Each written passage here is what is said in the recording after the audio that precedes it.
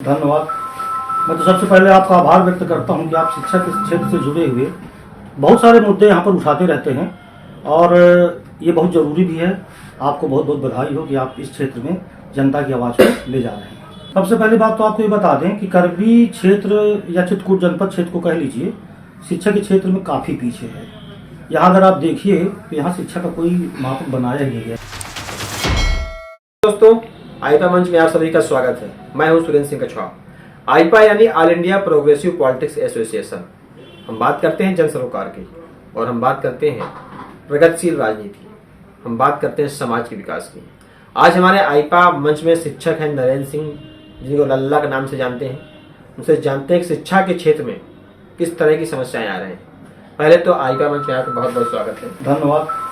मैं तो सबसे पहले आपका आभार व्यक्त करता हूं कि आप शिक्षा के क्षेत्र से जुड़े हुए बहुत सारे मुद्दे यहाँ पर उठाते रहते हैं और ये बहुत ज़रूरी भी है। आपको बहुत बहुत बधाई हो कि आप इस क्षेत्र में जनता की आवाज़ को ले जा रहे हैं। आप एक शिक्षक हैं और शिक्षा को लेकर के तमाम समस्याएं आती हैं, तो शिक्षा में क्या गुणवत्ता के भी और जरूरत है? सबसे पहली बात तो आपको ये बता दें कि करबी क्षेत्र या चित्रकूट जनपद क्षेत्र को कह लीजिए, शिक्षा के क्षेत्र में काफ़ी पीछे है। यहाँ अगर आप देखिए तो यहाँ शिक्षा का कोई मापक बनाया ही नहीं है, मानदंड कोई यही नहीं।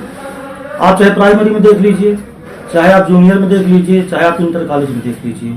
यहाँ के बच्चे जब इंटर पास करते हैं तो बताइए यहाँ के सारे लड़के, कोई कोटा जा रहा है, कोई इलाहाबाद जा रहा है, कोई दिल्ली जा रहा है। अगर हमारे यहाँ का लड़का दिल्ली जा करके और कोटा जा करके तैयारी कर सकता है तो क्या हमारी सरकार ये व्यवस्था नहीं कर सकती कि अपने ही जनपद में ऐसी व्यवस्थाएं हो जाएं जिससे हमारा बच्चा बाहर जाकर के क्यों तैयारी करे, यहीं तैयारी करे। किसानों का लड़का है, उसके पास पैसा नहीं है 3 लाख कोचिंग देने का, तो क्या सरकार ये व्यवस्था नहीं कर सकती? सबसे पहली व्यवस्था सरकार को यही सोचना चाहिए कि जो हमारे बच्चे बाहर जाते हैं वो किस प्रकार अपने जनपद में रह करके तैयारी कर सके। तो यहाँ पर सरकार को क्या आवश्यकताएं हैं, किस तरह की चीजें व्यवस्थाएं करें ताकि लोग बाहर न जाएं? सबसे पहली बात तो सरकार को यहाँ पर काफी शिक्षण संस्थान खोलने चाहिए। जैसे डिग्री कॉलेज खुला है यहाँ पर, एक बेड़ीपुरिया में खुला हुआ है, गोस्वामी तुलसीदास खुला हुआ है, और यहाँ पर बालिकाओं के नाम से खुला हुआ है जनसेवा के बगल में महिला डिग्री कॉलेज। मेरे ख्याल से इसके अलावा तो यहाँ पर कोई शिक्षण संस्थान नहीं है। कितने लोग यहाँ पढ़ सकते हैं, इतने जनसंख्या है, इतने लोग बाहर निकलते हैं, तो कम से कम शिक्षा के और भी तो संस्थान खुलने चाहिए। और क्वालिटी नहीं है, पढ़ाई होती नहीं है। प्राइमरी में आप देख लीजिए, प्राइमरी का जो एजुकेशन क्या है, कुछ नहीं है। इतनी अच्छी सैलरी मिलती है, क्या आपने किसी प्राइमरी के अध्यापक से पूछिए आप उनका लड़का पढ़ता है प्राइमरी में? कोई नहीं पढ़ता, सब प्राइवेट विद्यालय पढ़वाते हैं।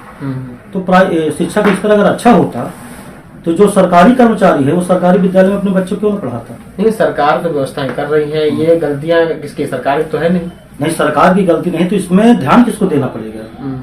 भाई सरकार की ही जवाबदेही तो है। अगर आप वेतन देते हैं तो काम लेना किसका काम है? सरकार का ही तो काम है। प्राइवेट में आप सरस्वती शिशु मंदिर, विद्या मंदिर की बात कर लीजिए, या प्राइवेट जितने भी मिशनरी स्कूल चल रहे हैं, वहाँ के शिक्षक कितना वेतन पाता है? क्या चाहते हैं, क्या कहना क्या चाहते हैं कि प्राइवेट बंद हो जाए? नहीं, प्राइवेट खुले रहे, प्राइवेट क्यों बंद हो जाए? लेकिन सरकार को सरकारी विद्यालयों की इतना अच्छा व्यवस्था कर देनी चाहिए कि लोग प्राइवेट पे ज्यादा फीस में दे करके सरकारी विद्यालय में ही कम फीस में उतनी अच्छी शिक्षा ग्रहण कर पाए। तो सरकार का प्रबंधन होना चाहिए ना भाई। सरकार हर जगह नहीं पहुंच पाती, व्यवस्थाओं में कमी होता है। व्यवस्थाओं में कमी यही है कि कोई ध्यान नहीं देता। व्यवस्थाओं में कमी यही है कि जो मैनेजमेंट है वो ध्यान नहीं देता। मैनेजमेंट अच्छा होना चाहिए ना। जब ऊपर के अधिकारी, अब ऊपर का अधिकारी नीचे के अधिकारी को ध्यान देगा तो नीचे का अधिकारी जाके टीचरों पे ध्यान देगा। 1-2 कार्रवाई कर लिया, कोई निलंबित हो गया, 4 दिन बाद वो बहाल हो गया, यही चलता है। इसके अलावा कुछ होता ही नहीं। कहाँ होता है? तो क्या लगता है कि शिक्षा के क्षेत्र में अभी और क्या क्या काम करने की जरूरत है? कोई भी सरकार आए, इसी सरकार से उत्तर नहीं, क्या क्या अभी और जरूरतें हैं शिक्षा सुधार करने की? शिक्षा सुधार के लिए मेरे हिसाब से तो यही है कि भैया सबसे पहले यहाँ डिग्री कॉलेज और होना चाहिए। आप उसको विश्वविद्यालय भी कह सकते हैं। कम से कम इंटर पास लड़के जो हैं, जो किसान, हमारे यहाँ देखते हैं आप कृषि प्रधान जिला है, किसानों के बच्चे ज्यादा हैं, तो सबसे पहले तो यहाँ एक विश्वविद्यालय नहीं बोल सकते, तो कम से कम कोई अच्छा महाविद्यालय, डिग्री कॉलेज और होना चाहिए, जिससे जो बच्चे बच जाते हैं वो कम से कम यही शिक्षा ग्रहण करें। सबसे पहली बात तो ये करें। दूसरी चीज ये है कि इनको प्रबंधन अपना बहुत अच्छा रखना चाहिए। ये देखें कि कहाँ कैसी पढ़ाई होती है, वहां पर जाकर के उसको आकलन करें, शिक्षा अधिकारी पहुंचे। किसी को निलंबित कर देना फिर बहाल कर देना, इससे इसका कोई समाधान नहीं होता। शिक्षा के क्षेत्र में, हालांकि स्वास्थ्य के क्षेत्र में कुछ जानना चाहते हैं। जैसे स्वास्थ्य में यहाँ पर जिला चिकित्सालय तो है, लेकिन मेडिकल सेंटर बना हुआ है, तो क्या लगता है कि स्वास्थ्य में क्या कमी रहेगी? स्वास्थ्य में तो कुछ है ही नहीं, सब कमी ही कमी है। किसी को अगर जनरल चोट लग जाए, एक्सीडेंट किसी का हो जाए और जनरल चोट लग जाए और जिला अस्पताल पहुंचे तो केवल वहां पर एक कागज में रिफर लिखा जाता है। तो सारी कमी है। अब क्या क्या क्या कमी आपको बताएं। 100 सैया का बेड है ये। आप तो पत्रकार हैं, आप तो जाते रहते होंगे, आप वहाँ की व्यवस्थाएं देखिए क्या पोजीशन है। अगर जब जिस दिन किसी मंत्री का या जिलाधिकारी का दौरा होगा उसी दिन आप देखेंगे कि जिला चिकित्सालय लगता है कि जिला चिकित्सालय है, अन्यथा तो प्राइवेट लिमिटेड है, वहाँ तो सब मनमानी का काम है, वहाँ कुछ नहीं है। बहुत कुछ काम बाकी है। चित्रकूट जिला भी आप मान के चलिए बहुत पिछड़ा हुआ है, बहुत विकास बाकी है। और चाहे जो सरकार आए, हम किसी सरकार का पक्ष न लेंगे न कभी विपक्ष का साथ देंगे, लेकिन बात यही है कि पिछड़ा हुआ जिला है, इसको विकसित करने की बहुत जरूरत है। स्वास्थ्य में अभी जिला चिकित्सालय के अलावा क्या जरूरतें हैं कि यहाँ पर क्या क्या और आवश्यकताएं हैं? जैसे जिला चिकित्सालय, मेडिकल कॉलेज है, ट्रॉमा सेंटर, क्या अभी आवश्यकताएं यहाँ पर? नहीं, ट्रॉमा सेंटर की आवश्यकता है, सरकार चाहे तो व्यवस्था कर सकती है। दूसरी चीज ये है कि मेडिकल कॉलेज खोल देने से कुछ नहीं होता। यहाँ वो तो देखना पड़ेगा कि कितने रिक्त पद हैं। अगर आप बिल्डिंग बनवा देंगे और बिल्डिंग के अंदर डॉक्टर ही नहीं है तो कैसी व्यवस्था होगी?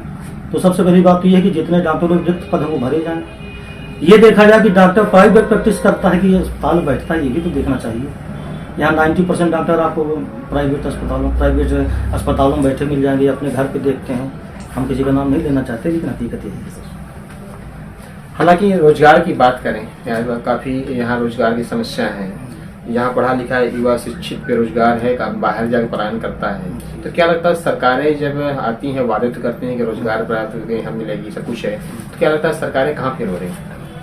सरकारें कहाँ फेल हो रही है? एक सरकार आती है, दूसरी सरकार की योजनाओं को बंद कर देती है। बरगढ़ फैक्ट्री आपके सामने उदाहरण है। ये बरगढ़ फैक्ट्री अगर बन गई होती तो यहाँ के कितना आदमी रोजगार पा जाता, कितने लोग रोजगार, लड़के बच्चे रोजगार पा जाते। तो यहाँ पर केवल राजनीति के चक्कर में क्षेत्र पिछड़ा हुआ है। सरकार चाहे तो पता नहीं क्या कर सकती है, लेकिन एक सरकार योजना बनाती है, दूसरी सरकार आती है तो उस योजना को ठंडे बस्ते में डाल देती है। क्या लगता है जनप्रतिनिधि ध्यान नहीं देते हैं या सरकार? अब जनप्रतिनिधि जब ध्यान देगा तो सरकार अपने आप ध्यान देगी। भाई सरकार तो दिल्ली में बैठी हुई है, वो लखनऊ में बैठी हुई है, दिल्ली में बैठी हुई है। यहाँ की जनता की आवाज को उठाने वाला होता कौन है? जनप्रतिनिधि। तो जनप्रतिनिधि को ध्यान देना चाहिए, कोई भी जनप्रतिनिधि हो, इससे हम किसी पार्टी से लेना देना नहीं। आप शिक्षक हैं, हालांकि आपसे काफी छात्र जुड़े हुए हैं और आगामी विधानसभा चुनाव बहुत ही नजदीक है। जी जी। क्या लगता है कि इस बार जो आपके शिक्षक बंधु हैं या नव युवा पीढ़ी है, क्या लगता है कि क्या सरकारों से नाखुश हैं? ये तो हम नहीं कह सकते कि सरकार से कोई नाखुश है कि नहीं नाखुश है। अब वो तो रिजल्ट बताएगा 10 मार्च को कि क्या होता है, खुश है कि नाखुश है, वो तो वोटिंग बताएगी। हम पर्सनली कुछ नहीं कह सकते। चलिए, बहुत बहुत धन्यवाद हमारे आइका मंच में आने के लिए आपका। धन्यवाद, आपको बधाई हो, आप ज्वलंत करके उठा रहे हैं। सुरेंद्र जी, आपको बहुत बहुत बधाई। अभी हमारे साथ थे शिक्षक लल्ला जी, जिन्होंने बताया कि यहाँ चित्रकूट जिले में शिक्षा स्वास्थ्य को लेकर भारी समस्याएं हैं। हालांकि यहाँ पर सरकारें ध्यान देती हैं, लेकिन जो यहाँ के नुमाइंदे अधिकारी हैं वो ध्यान नहीं देते हैं। सरकारें तमाम चीज़ें जो वादा करती हैं हालांकि पूरा करने का प्रयास करती हैं, लेकिन जनप्रतिनिधि उन चीज़ों को प्रयास नहीं करते हैं, जिससे काफ़ी चित्रकूट तो काफ़ी पिछड़ा हुआ है। हालांकि इनका कहना है कि रोजगार को लेकर के देखा जाए तो यहाँ पर रोजगार नाम की कोई चीज़ ऐसी नहीं है, न तो इंडस्ट्रियल एरिया है और न ही कोई फैक्ट्री है जिससे कि लोगों को रोजगार मिल सके, लोग यहीं पर अपना जो है रोजगार चला सके, अपना पेट भरण कर सके। चित्रकूट से आइका मंच के लिए सुरेंद्र सिंह कछवाहा।